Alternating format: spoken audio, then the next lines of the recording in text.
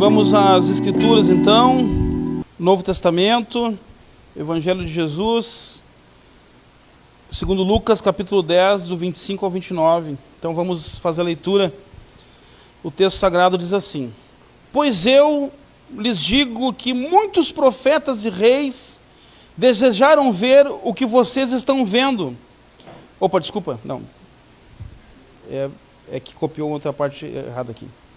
Certa ocasião, um perito na lei levantou-se para pôr Jesus à prova e lhe perguntou: Mestre, o que preciso fazer para herdar a vida eterna? O que está escrito na lei? Respondeu Jesus.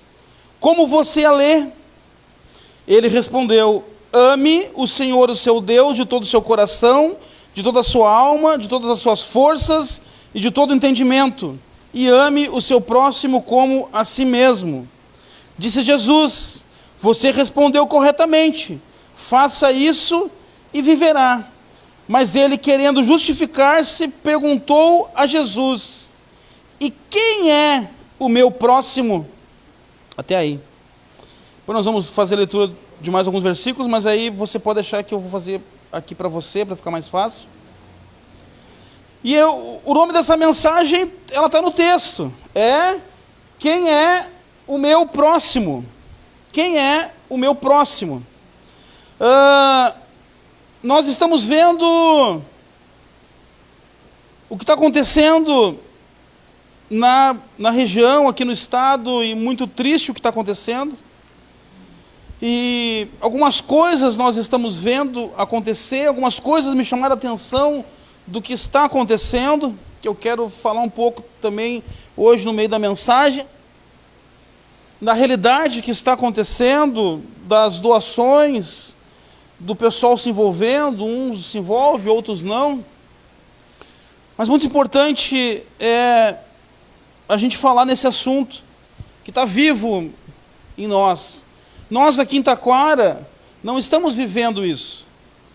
Não estamos vivendo o que o pessoal de Igrejinha está vivendo, o pessoal de Três Coroas está vivendo, que é a reconstrução.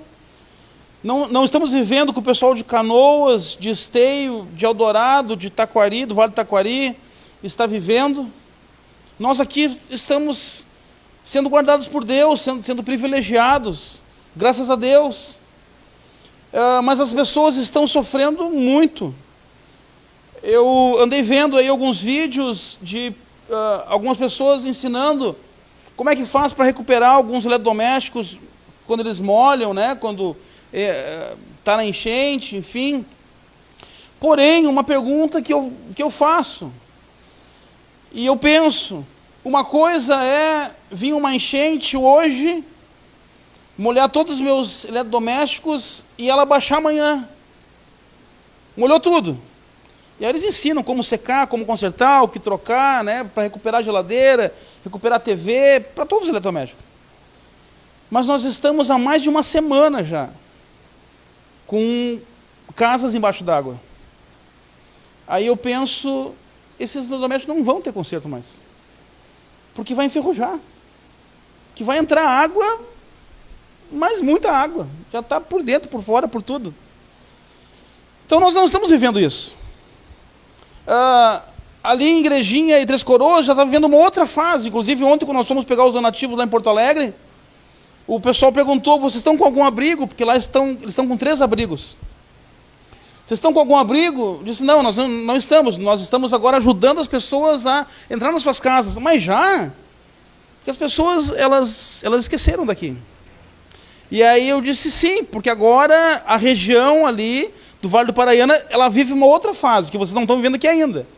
A fase das pessoas entrarem nas casas, viver aquilo que aconteceu, ver a tristeza, ver que perdeu tudo, entrar numa casa e não tem uma cama para deitar, entrar na casa e não tem mais o sofá para sentar, não tem mais a geladeira para gelar os seus alimentos, não tem mais a televisão para assistir um filme, não tem mais o computador que estava ali, não tem mais nada. Então as pessoas estão entrando nas casas e estão vendo a triste realidade. Nós estamos vendo uma outra fase lá na região. Mas nós, a igreja de Taquara, não está sofrendo com isso. Nós estamos sendo levantados por Deus para abençoar a região, para fazer alguma coisa, já que não sofremos com isso. E nós temos igrejas em todo o estado que estão debaixo d'água até hoje. E que perderam todo o equipamento de som, perderam todas, se a cadeira estofada, tudo acabou também sendo molhado, enfim. Uma tragédia, uma tristeza acontecendo. Então, eu orava a Deus essa semana, pedindo uma mensagem para pregar para a igreja. Eu tinha, inclusive, um outro texto que eu estava pensando em pregar ele, mas aí, ontem, Deus me trouxe à memória esse texto, e eu disse, então é aqui que nós vamos falar com a igreja. E, justamente, vai falar muito sobre aquilo que nós estamos vivendo. Primeiro, no versículo 30... Jesus responde para esse homem, e ele vai dizer: um homem descia de Jerusalém para Jericó, quando caiu nas mãos dos assaltantes. Estes lhe tiraram as roupas, espancaram-no e se foram, deixando quase morto. Primeira coisa, os eventos ruins, eles podem acontecer com todos nós. Ninguém está livre. Todos nós podemos enfrentar, não queremos, não gostamos, não desejamos, oramos para que isso não aconteça, mas todos nós podemos enfrentar eventos ruins, dias maus, dias ruins. Certamente ninguém em Canoas gostaria de passar pelo que está passando, mas estão passando. Igrejas estão debaixo d'água, pastores estão sem casa, como todas as pessoas, porque todos podem passar por isso. Primeira coisa, se cuide, se proteja, cuide dos seus parentes, cuide dos seus bens, porque aqui onde nós vivemos, aqui na terra, aqui nesse mundo, aqui o ladrão pode roubar e a traça pode comer. Como disse Jesus em Mateus 6, 19 e 20. Não acumulem para vocês tesouro na terra, onde a traça e a ferrugem destroem, e onde os ladrões arrombam e furtam. Mas acumulem para vocês tesouro no céu, onde a traça e a ferrugem não destroem, e onde os ladrões não arrombam e não furtam. Então, nós vivemos aqui. E Jesus diz que aqui nós não devemos juntar tesouro, porque aqui o ladrão pode roubar. Porque aqui a traça pode comer. Porque aqui as ondas podem levar. O pastor Abril falando da terra, da casa firmada na rocha e na areia, aonde as águas levam. Aqui as águas podem levar. Vocês viram aquela cena daquela casa sendo levada inteira pelas águas? Inteira. Sabe lá o que tinha dentro da casa, e foi tudo sendo levado pela água. Porque aqui o ladrão pode roubar, a traça pode comer, as águas podem levar, a terra pode comer através de um terremoto, o sol vai queimar. Aqui isso pode acontecer, então cuide, proteja, cuide das suas coisas, cuide da sua família, proteja a sua casa. Tenha cuidado, não seja relapso. Não ache que porque você está na igreja, você não vai ser roubado, você pode ser roubado. Não ache que você está na igreja que não pode vir um temporal e estragar a sua horta. Pode acontecer. Por quê? Porque nós estamos aqui, nesse mundo, onde o ladrão rouba e a traça come. Nós estamos nesse mundo. E Jesus alertou, Jesus avisou que isso podia acontecer. Devemos acumular bens nos céus. Ele diz, não acumulem na terra, mas acumulem para vocês tesouro nos céus. Porque lá no céu o ladrão não vai roubar, lá no céu a traça não vai comer, lá no céu os ventos não vão arrastar, as águas não vão levar. Acumular tesouro no céu. Então nós temos que nos preocupar em acumular tesouro no céu. É bom ter uma casa boa? É bom. É bom ter um móvel bom, ter um sofá gostoso para sentar? Claro que é bom. É bom ter uma cama gostosa para dormir? Claro que é bom. E se você pode ter, amém. Mas não é isso que nós vamos levar para o outro lado. Não é isso que vamos levar no dia do caixão. Não é isso que vai ser glorificado no dia da volta de Jesus. Quando Jesus voltar, a cama não vai glorificar. Quando Jesus voltar, o roupeiro não vai glorificar, não vai ter um novo roupeiro maravilhoso, brilhante. Não, quando Jesus voltar, os corpos serão glorificados. Que é diferente. Somos nós, não os bens. Mas é bom ter bens, é bom. Há algum problema em ter bens? Não, não há. O problema é o amor aos bens. É o amor ao dinheiro, que é outra coisa. Que a Bíblia fala que o amor ao dinheiro é a raiz de todos os males. Tem pessoas que não conseguiram sair das suas casas e que certamente vai ter pessoas que vão ser encontradas, infelizmente, mortas nas casas. Porque não quiseram sair. Umas não tiveram tempo, mas umas não quiseram sair. Por amor a seus bens, como se fosse proteger aquele bem, abraçar uma TV e a água não vai acabar. Não, acabou com tudo. Então acumule tesouro no céu, junte tesouro no céu, junte uma fortuna no céu. E aí, nessa história aqui, que acontece, que Lucas nos narra, ele fala que um perito da lei, um mestre da lei, um conhecedor, um teólogo da época, alguém que conhecia as Escrituras. E lá em Israel, até hoje, isso é muito preservado. Quem conhece as Escrituras, conhece. Todo o povo sabe ela de cor. Imagina um perito. Conhecia muito. E aí diz que o perito vai até Jesus e ele faz uma pergunta porque ele quer testar Jesus. E ele pergunta para Jesus, mestre, o que preciso fazer para herdar a vida eterna? E Jesus diz, como ele dissesse para ele, mas tu não sabe? Tu não é o perito? Então me diz você. Então me diz você, o que diz a lei de Deus? E aí ele fala, amar a Deus sobre todas as coisas, né? Amar a Deus com todas as forças, com todo o nosso pensamento, com todas as nossas emoções, com todo o nosso coração. E amar ao próximo como a ti mesmo. E Jesus, então tu já sabe como é. Vai e faz. Mas na verdade, ele faz essa pergunta para Jesus, quem é o meu próximo? E ele quer pegar Jesus porque para o judeu não aceitava ninguém de fora, somente o judeu. Então para o judeu, o próximo para ele era só o povo judeu. Era só o povo da linhagem judaica. Somente eles eram os próximos e somente para eles deveria fazer o bem. Porque aqui Jesus está, esse homem está resumindo toda a lei. Amar a Deus, que é os 4 primeiros mandamentos, né? Não tem outro Deus, não faça imagem, tem um dia de culto, né? E não blasfeme o seu nome.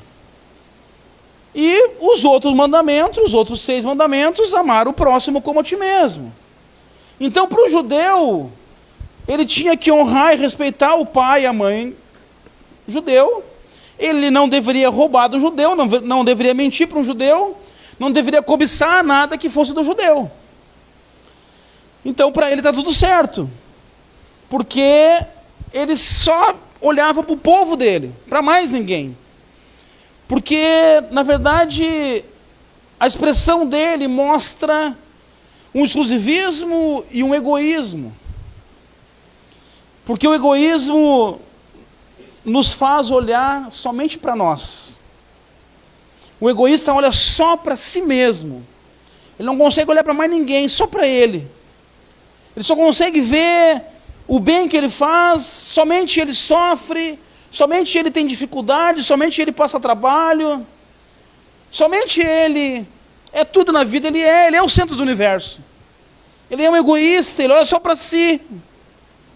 E quando nós estamos cheios de egoísmo, nós falamos, quando a gente vê a tragédia que está acontecendo, que está assolando o Rio Grande, e aí a gente olha para nós e quem é egoísta vai dizer, mas comigo está tudo bem. Eu vou seguir minha vida, eu vou seguir o meu trabalho, porque comigo está tudo bem. Os outros estão passando trabalho, dificuldade, mas eu não. Então, para esse homem, ele quer sacanear Jesus. E ele pensa que somente ele, os da casa dele, que deveriam ser honrados, e deveria ser respeitado, e deveria ser cumprida a lei. Então o perito faz a pergunta: quem é o próximo que a lei manda honrar? E aí Jesus conta uma parábola para ele. Por que Jesus conta a parábola? Para falar para ele quem é o próximo. Jesus era mestre nisso.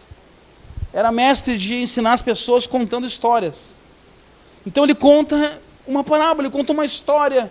Então, só um pouquinho, eu não vou te dizer assim quem é o próximo, eu vou te contar uma história. E tu vai me dizer quem é o próximo.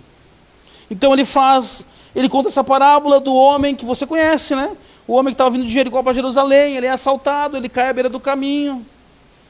E aí passa por ele 3 homens. E aí nós vamos ver alguma coisa, então, que esses homens que passam por ele nos ensinam. Primeiro, no versículo 31 e 32, vai falar dos 2 primeiros homens. Aconteceu estar descendo pela mesma estrada um sacerdote. Quando viu o homem, passou pelo outro lado. E assim também um levita, quando chegou ao lugar e o viu, passou pelo outro lado. Aqui está mostrando os líderes santos, o sacerdote e o levita. Homens santos, homens de Deus, servos de Deus, que serviam no templo, que iam até o templo prestar culto. O sacerdote responsável de levar as orações do povo a Deus, responsável por fazer os sacrifícios, responsável por estar administrando o culto a Deus. Um homem santo, como se fosse hoje o pastor, mas ele fazia muito mais do que um pastor faz. Ele tinha a responsabilidade de levar as ofertas do povo a Deus e os pecados do povo a Deus. Apresentava a Deus os pecados para que Deus perdoasse o povo. E ele fazia os sacrifícios. E o levita, que era da tribo de Levi, que o sacerdote também era da tribo de Levi, só que ele era alguém separado da tribo para ser sacerdote. E o resto da família da tribo de Levi faziam o resto para cuidar do templo. Eles cuidavam dos utensílios do templo, eles limpavam o templo, eles estavam cuidando do templo, eles faziam o louvor do templo, eles faziam de tudo, era quem ficava na porta, era quem cuidava, era quem administrava, eram os levitas. Então é muito importante a gente ressaltar, e abrir um parênteses. Músico da igreja não é levita, levita é filho de Levi. Músico da igreja é músico da igreja, não é levita. Amém? O louvor, amém? Não é levita. Levita, para ser levita, tem que ser da tribo de Levi e tem que fazer tudo na igreja, não só tocar e cantar. Todo o resto é os levitas que faziam. Então eles eram homens santos, servos de Deus, que prestavam culto, que organizavam o culto, que estavam organizando o culto. Só que tinha um porém. Para realizar o culto, até mesmo para ir até o templo, se fosse qualquer outro judeu, para entrar no templo, ele não poderia tocar em nada impuro, participar de nada impuro. A mulher, quando estava no seu período menstrual, ela não poderia entrar no templo. E diversas outras coisas, não poderia tocar em cadáver, não poderia tocar nem em carne de porco, nem em porco. Não poderia comer, se alimentar desses animais, porque estaria impuro, então não poderia entrar no templo. Não poderia tocar em sangue. Não poderia. Então, quando eles veem, esses 2 homens veem o homem à beira do caminho, primeiro, sei lá quem é. Não sei se é judeu, quem é, e eu preciso ir para o templo. Eu preciso ir lá prestar o culto, eu preciso ir lá administrar o templo, eu preciso ir lá preparar as coisas para o templo. Eu não posso perder tempo com esse homem aqui que eu não sei nem quem é. Se ele não é judeu, bem capaz que eu vou parar. E se ele é judeu, ele está machucado, sangrando, não posso tocar em sangue. Eu vou estar impuro, então eu não vou poder prestar culto a Deus, então eu não vou tocar nesse homem. Ele passa reto. Ele passa reto. Eles passam reto, os dois. O sacerdote e o levita. Esses homens representam nessa parábola que Jesus conta. Primeira coisa, a religiosidade sem piedade. Não adianta ser religioso, no bom sentido da palavra, né, que é ter uma religião, buscar a Deus. Não basta ser religioso, mas não ser piedoso. E isso é um grave problema. É alguém que não faz o bem. É alguém que não faz nada para ninguém. Ele cumpre a sua obrigação. Ele somente bate o cartão. Não adianta ser religioso, ter uma religião, vir à igreja, mas vir à igreja somente para bater o cartão. Não adianta eu estar aqui pregando e alguém dizer, puxa, que palavra, que mensagem, pastor, que pregação. Mas eu vim aqui só bater o cartão. Vim aqui só cumprir meu papel. Eu não sou um funcionário da igreja. Você não é um funcionário da igreja. Quem lida com a mídia não é um funcionário da igreja. Quem tira as fotos não é um funcionário da igreja. Quem é do louvor não é funcionário da igreja. Somos servos. Então não adianta ser religioso, mas não ser piedoso. Não colocar em prática aquilo que nós aprendemos com Deus, na igreja, com a palavra. E é isso que esses homens fazem. Eles são religiosos, eles usam estola sacerdotal, eles usam a roupa típica, eles se preparam para estar cultuando a Deus no templo, mas não passa de uma roupa, não passa de uma estola, não passa de uma figura, não passa de uma máscara, porque na verdade eles não têm nada com Deus. Porque ele olha um homem sofrendo, caído à beira do caminho e não fazem nada. É somente religiosidade. É somente bater um cartão, somente cumprir a obrigação. Porque todos vocês que estão aqui hoje, vocês não estão aqui cumprindo uma obrigação. Vocês vieram cultuar a Deus. E nós estamos aqui para dar o nosso melhor para Deus, para cultuar o nosso Deus, para dizer, Deus, obrigado, Deus. Eu estou aqui para te cultuar, estou aqui para te agradecer, eu estou aqui para te bendizer, eu estou aqui para que o Senhor me fortaleça para amanhã, na segunda-feira, eu enfrentar a vida. Mas se não for assim, não vai passar de religiosidade. Aí tem pessoas religiosas que acabam virando fariseus, né, que é um outro grupo da época de Jesus, que vê defeito em tudo, aponta o dedo para todo mundo, mas aquela velha história que tem, né, quando aponta o dedo para alguém, tem 3 apontando para mim, né? Mas a pessoa não consegue olhar os 3 para ela só olha o que está apontando para o outro. Mas tu viu o que o fulano fez, mas tu viu o que o fulano faz, mas tu viu que brincadeira, que tá. Pois é, né? E a tua linguinha, quando é que vai cortar? Religiosidade. Segunda coisa que esses homens representam, eles eram pessoas atarefadas. Eu não tenho tempo para fazer alguma coisa. Eu não tenho tempo de parar, eu não posso parar. Se eu parar aqui, eu vou chegar atrasado lá. Se eu parar aqui, eu vou deixar alguma coisa para fazer lá. E nós temos que ter cuidado para não nos encher de tarefa no nosso dia a dia, não ser pessoas atarefadas a ponto de não poder estender a mão para alguém.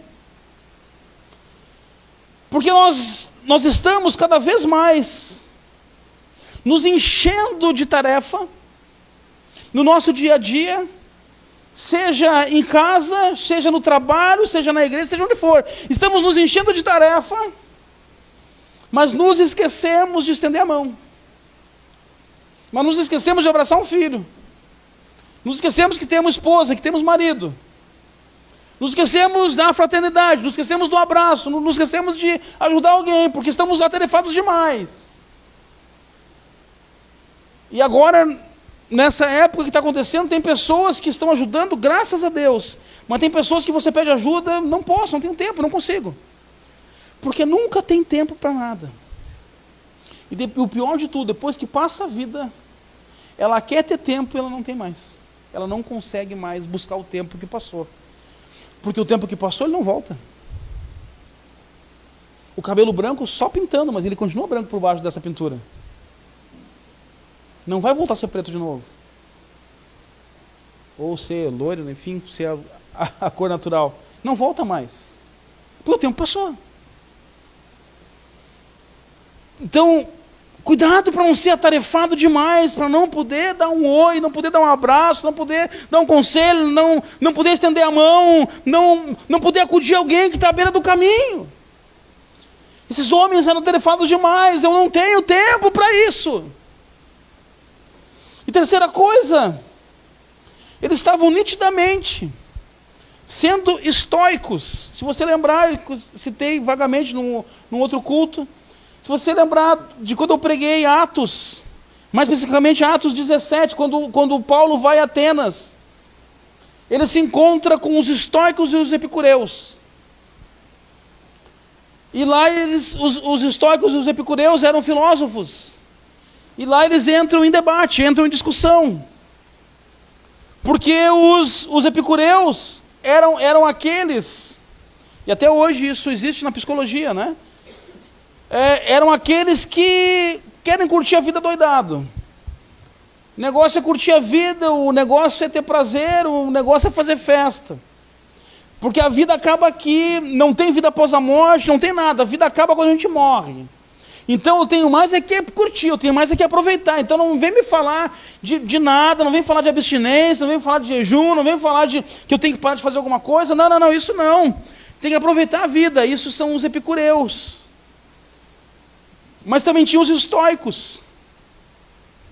Que os estoicos têm um lado bom do estoicismo, que até hoje também é tratado na psicologia, que é quando a gente olha para o desastre natural e a gente diz, puxa vida, eu não tenho como impedir isso. Eu não tenho o que fazer se a chuva cair e levar as coisas. Eu não tenho o que fazer se der um terremoto, eu não tenho o que fazer se acontecer um desastre. Então eu não vou me preocupar com isso, porque eu não tenho o que fazer. O estoico é aquele que ele tenta se isolar sentimentalmente das coisas. Para quê? Para não sofrer. Então, para não sofrer, ele não se preocupa com os desastres, ele não se preocupa com nada. Para quê? Para não sofrer. Porém, o lado ruim disso não é quando ele olha para a catástrofe e ele diz, eu não tenho o que fazer. Não tem por que eu me preocupar. O que eu vou fazer? Eu não vou fazer parar de chover. O problema é quando ele olha para a catástrofe, ele diz que não pode parar de chover, mas se alguém morrer afogado, ele diz, eu também não tenho o que fazer. Morreu. É uma pessoa que fica com um sentimento imparcial e insensível. Ele fica insensível. Para não sofrer é melhor não se preocupar, para não sofrer é melhor não pensar, para não sofrer eu não quero nem saber. Fiquei sabendo que tinha criança morta lá em Canoas, na Matias. Não, nem me fala porque eu não tenho o que fazer, morreu. Então nem quero saber o que aconteceu. Mas tem água até o teto. Pois é, o que eu vou fazer, né? Eu não tenho como lá tirar essa água, então nem quero saber o que está acontecendo. E esses homens estão agindo assim. Caiu.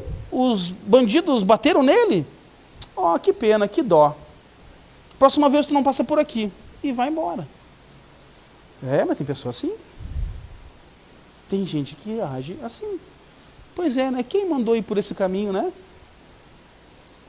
Quem mandou morar lá na olaria, na empresa?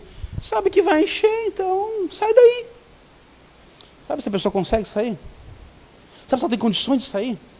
Sabe se ela tem para onde ir? Não. Mas o estoico é essa pessoa sem sentimento. Não se importa. E aí ele vai se isolar de tudo. Então tem pessoas hoje vendo o desastre, vendo a catástrofe, vendo na TV, ou até nem quer ver. Porque não quer saber, porque eu não estou lá em Canoas. Eu estou aqui em Taquara, eu moro aqui em cima do morro, e aqui não pega nada. Pode encher os rios que aqui não chega. Eu estou bem. Egoísta. E estoicista. Não estou nem aí para ninguém. Então tem pessoas que estão insensíveis para tudo que está acontecendo. Não é porque nós estamos aqui que nós temos que estar insensíveis. Então cuidado, cuidado, cuidado. Cuidado. Para você não se tornar um religioso demais a ponto de não ajudar quem precisa. Gente, eu estou vendo nessa tragédia. Igrejas, pastores, irmãos, que não estão ajudando quem não é da igreja. Que estão fechando as portas para quem não é da igreja.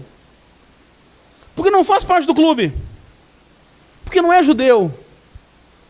Porque não é da sua família. Porque não é dos seus.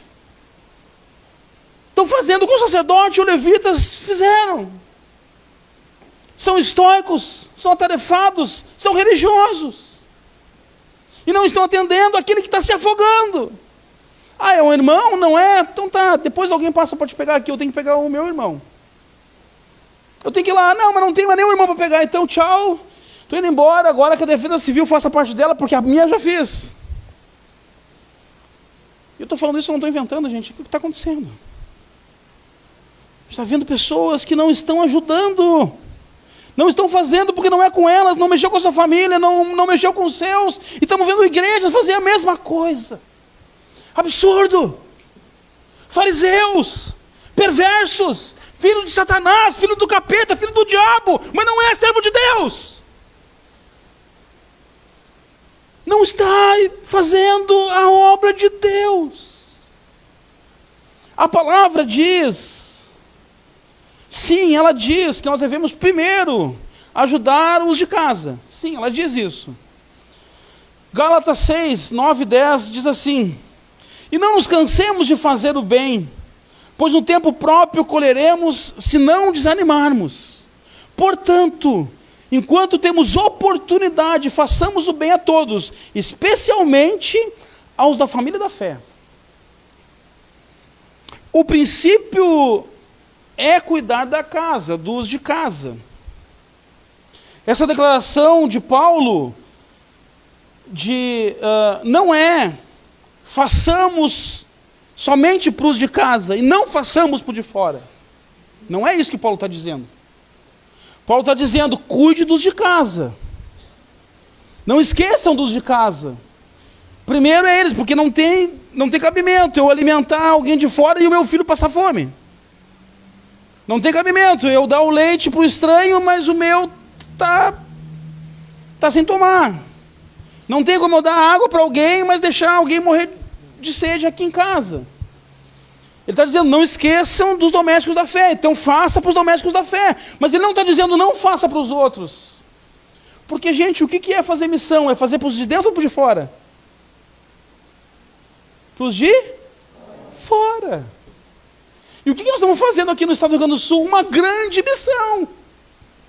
Para o estado menos evangelizado do país. Então, se eu não vou dar o braço, estender o braço para alguém que está se afogando aqui, eu vou fazer aonde? Vou fazer para quem?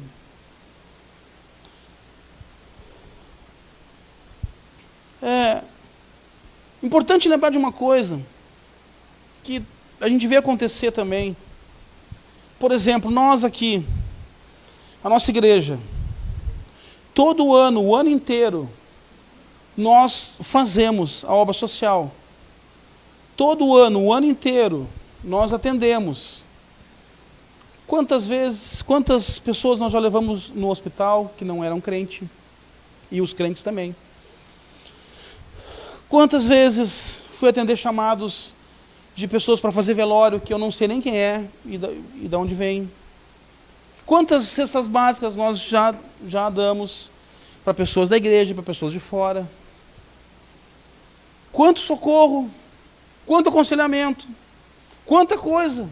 Nós estamos constantemente fazendo. constantemente pedindo todo mês o seu quilo para ajudar as pessoas que precisam, todo mês fazendo isso, todo mês. É diferente da prefeitura, que só faz quando tem calamidade. Então, queridos, nós devemos todo mês, todo ano, abastecer a igreja com esses recursos, seja com alimentos. Se você tem roupa para doar, doe. Se você tem um chinelo, doe. Se você tem um móvel, doe. Se você tem um colchão, doe. Tudo para a igreja, porque quando tiver essa necessidade, nós vamos só pegar do estoque e levar para quem precisa. Agora chegou a hora de doar, de ofertar. Muita gente ofertando para o governo, mas não ofertando para a igreja, que faz todo o tempo, a toda hora, a todo momento. Então nós fazemos e devemos fazer, sempre. Então esses homens aqui representam essa classe de pessoas que nós estamos vendo acontecer nessa tragédia que nós estamos passando. Pessoas atarefadas, pessoas religiosas, pessoas estoicas, que não estão nem aí para o que está acontecendo. Mas aí Jesus fala que teve um homem que fez. No versículo 33 ele diz: mas um samaritano, estando de viagem, chegou onde se encontrava o homem, e quando o viu, teve piedade dele. A gente sempre ouve falar que essa parábola é a parábola do bom samaritano, né? Parece uma frase meio preconceituosa, assim, né? O bom samaritano, ou seja, não tem nenhum samaritano bom, somente esse, né? É como falar, né, que tudo que é gremista não presta, tudo que é colorado não presta, né? Que, não, é tudo, não, nada a ver, né? É uma coisa assim, radicaliza aqui. Tudo que é política bandido, é tudo que é política bandido? Não. Bastante, mas é. Mas não é, é um preconceito. Eu estou brincando, né, gente? É um preconceito. Por que eles falavam? Por que talvez deram esse título para esse texto, né? Porque o samaritano, ele era um povo de Israel. Eram todos israelitas, tanto judeu quanto samaritano. Só que o judeu morava na parte sul de Israel e o samaritano na parte norte. Samaria era a capital do reino do norte e Jerusalém a capital do reino do sul. E eles não se misturavam, eles não se davam bem. Eram tudo parente, tudo irmão, tudo primo. Porque o samaritano teve um problema, ele se misturou. E aí o judeu dizia que não, o judeu não pode se misturar com nenhuma raça, não pode casar com outra pessoa, somente com quem é de Israel, somente com outro judeu. E o samaritano se misturou a linhagem, então era uma linhagem misturada, então era como se fosse um ímpio, como se fosse um gentil. Ele era um samaritano, que para eles não serviu, eles não se davam. E Jesus faz de propósito, né? Ele diz: quem é que ajudou o cara que caiu? O que vocês criticam, o que vocês não gostam, o que não presta, o que não vale nada. Jesus mostra então que esse samaritano que faz alguma coisa. Mas uma coisa que chama atenção diz que ele teve piedade. O que os outros não tiveram, o que os religiosos não tiveram. E o que é piedade? Piedade, se for procurar no dicionário, ela é compaixão pelo sofrimento alheio, comiseração, dó, misericórdia. Então quem tem piedade tem misericórdia das pessoas, tem dó das pessoas, tem compaixão das pessoas. É uma vida piedosa, é uma vida de compaixão, uma vida de amor pelos outros, uma vida de amor, de bondade. E aí o samaritano é o improvável. O improvável é que teve atitude louvável, porque Deus ama usar os improváveis. Os improváveis, aquele que você não dá nada. Então, gente, o que Deus espera de nós? Olhando essa tragédia, nós temos vários homens caídos à beira do caminho. O que Deus espera de nós? Nós temos Três Coroas cair da beira do caminho. Nós temos Igrejinha cair da beira do caminho. Nós temos o bairro Empresa cair da beira do caminho, o bairro Santa Maria cair da beira do caminho. O que Deus espera de nós? Ele espera generosidade. Ele espera bondade. Ele espera misericórdia. Ele espera atos de piedade. Ele espera tudo aquilo que o samaritano fez. Que o samaritano segue a história, segue a parábola. Ele pegou esse homem, ele tratou as feridas, ele cuidou dele, levou para uma hospedaria, pagou a hospedagem para esse homem. E disse, olha, se faltar alguma coisa, quando eu voltar eu pago o resto. Foi um homem generoso. E tudo isso, generosidade, bondade, misericórdia, atos de piedade, tudo isso são marcas de um verdadeiro cristão. A pessoa que não tem essas marcas não pode ser chamada de cristão. Pessoa egoísta, egocêntrica, pessoa que não ajuda, que não faz nada por ninguém, que é insensível, não pode ser chamada de cristão. Não é porque a caridade não salva e não cobre os nossos pecados que nós não vamos praticar a caridade. Porque a caridade é a expressão do amor. É a expressão do amor. Quantos ímpios salvaram pessoas na enchente? Quantos ímpios?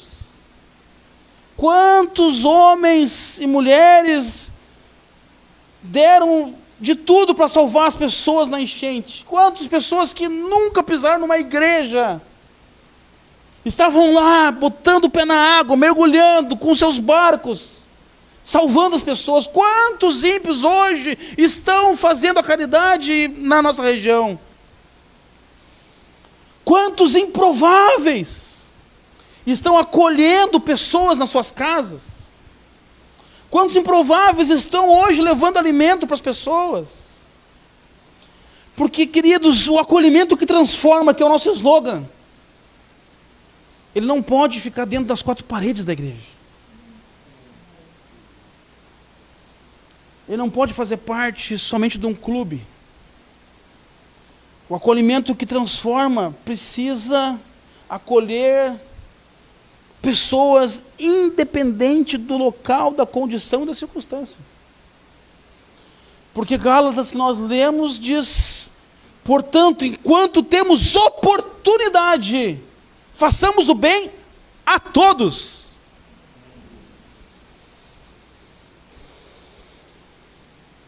E aí, então, para encerrar no versículo 36 e 37.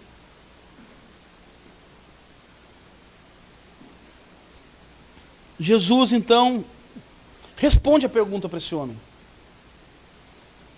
Ele diz, qual desses três você acha que foi o próximo do homem que caiu nas mãos dos assaltantes? Aquele que teve misericórdia dele, respondeu o perito da lei. Jesus lhe disse, vá, faça o mesmo.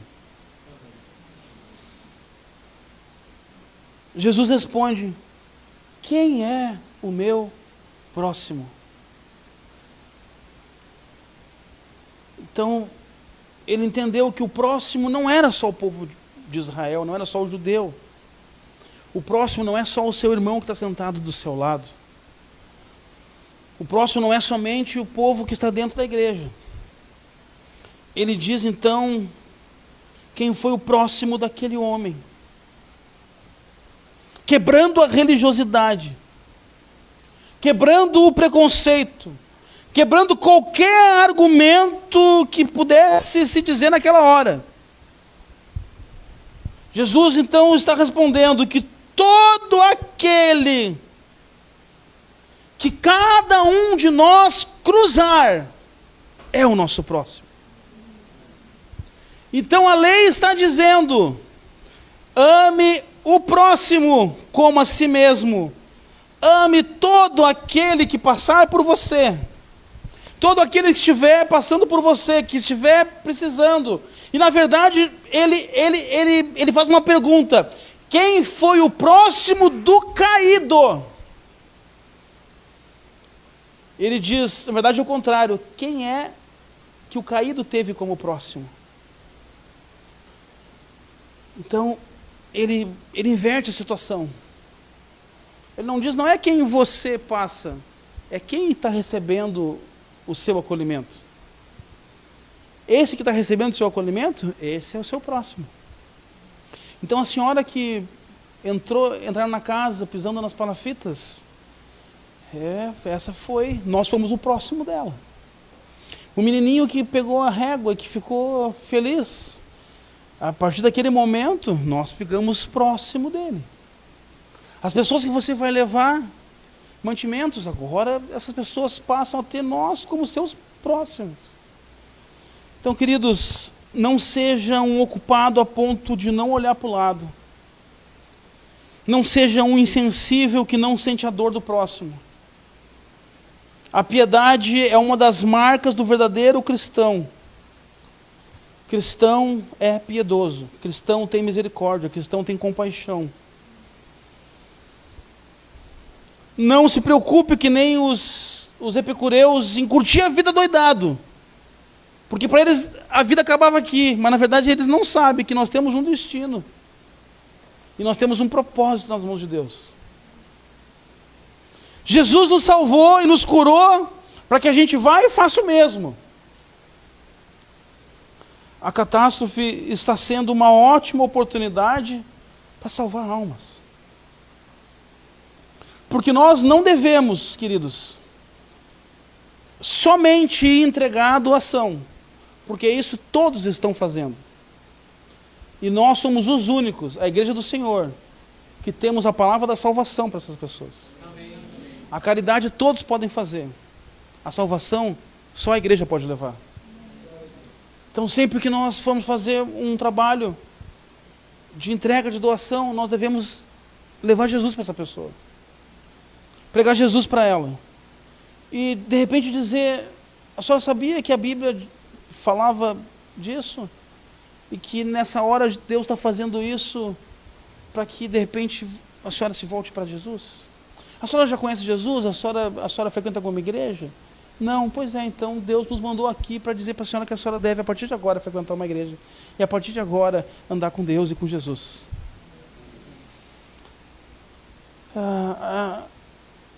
Então nós devemos espalhar Jesus pelas ruas. Espalhar Jesus pelas ruas. Que coisa linda vocês ontem na chuva entregando, fazendo, espalhando Jesus pelas ruas. Devemos espalhar Jesus e fazer o bem, porque fazer o bem faz bem. Amém? Vamos ficar de pé então em nome de Jesus. Vamos orar.